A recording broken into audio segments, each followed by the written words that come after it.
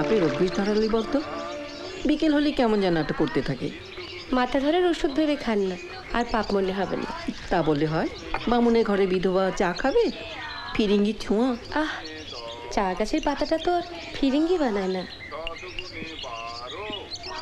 পাখিগুলো একটু বন্ধ করে দে না মা, চোখে আলো আসছে।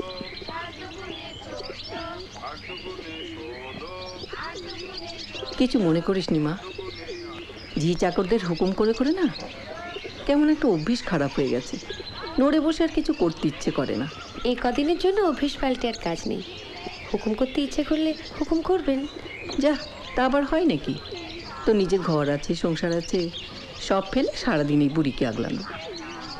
ঘর সংসার বলতে তো দুখানা কামরা, সে ঝাড়পোছা আমার সকালবেলায় হয়ে যায়। বাকি দিনটা কি করিস? আপনি চাটা খান, গল্প করতে করতে ঠান্ডা হয়ে যাবে। গপ্প করার লোকই বা ওখানে পাই কোথায় বল? কেন, ছেলের বিয়ে দিয়ে বউ আনলেন, সে বুঝি খুব মুখচোরা? সে সামনে রাত দিন শোবার ঘরে দৌড় দিয়ে ছেলেটাকে যে আমার কি ফুসমন্তর দিচ্ছে, একেবারে ভেড়া করে রেখে দিয়েছে। তাহলে নিশ্চয়ই আপনার বৌমা খুব সুন্দরী। চুপ কর, ওই তো প্যাঁকাটির মতন গরম। বিয়ের জল পলে গায়ে গত্তি লাগে শুনেছি।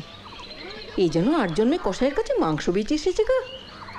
ছেলে আমার তার পাশে একেবারে কার্তিক ঠাকুর। আসবেন না এখানে? এলে দেখতাম। ভেবে তো ছিলুম আসবে, একবার ঠিক আসবে।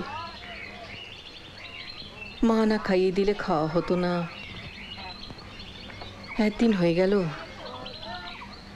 বাঁচলুম কি মলুম, একটা খবর অবধি নিলে না। ও, মহেন্দ্রবাবুর একটা চিঠি এসেছে কলকাতা থেকে। ঘাট থেকে ফেরার পথে ডাক হরকরা দিয়ে গেল। ও মা, তা আগে বলবি তো, শুধু শুধু ছেলেটাকে দুষছি। কই? আপনার নামে না, তবে খামের উপর লেখা আছে বিহারীলাল চৌধুরী। ও, সেই যে পৌঁছতে এসেছিল, ভেবেছি বিহারিটা এখানেই আছে। কি করব চিঠিটা তাহলে? আপনি যাবার সময় সঙ্গে নিয়ে যাবেন? নিয়ে যাব কেন, খুলে পড়। অন্যের চিঠি? উফ, শোনো বাছা, তোমার মেম সাহেবই তোমার বাড়িতে করো। আমার ছেলের চিঠি, সে কেমন রইল, কোনো বিপদ আপদ ঘটল কি না। ওই খাম বন্ধ করে চিঠি আগলে ভেতরে ভেতরে দগ্ধে মরতে পারবো না। তোমার যদি স্বভাবতে আটকায়, আমি অন্য কাউকে দিয়ে পড়ি নিচ্ছি।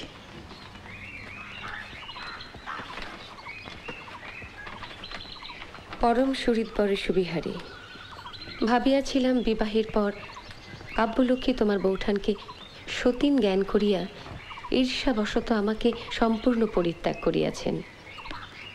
তাহার দিক হইতে হয়তো ইহাই সত্য, কিন্তু আজ এই নিশীথকালে বুঝিলাম আমার পক্ষ হইতে ইহা সত্য নহে।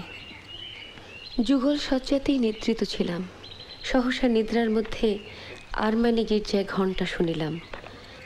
পেটা ঘড়িতে ঢং ঢং করিয়া রাত্রি 3টে বাজিল। উঠিয়া শেষবাতি জ্বালাইয়া ডিশ করতে বসিয়াছি। ভাঁজ করে খামে ভরে রেখে দিই। দুটো ছোট বড় কথা বললাম, রাগ করিস নি মা। চাটা একেবারে জুড়িয়ে গেল।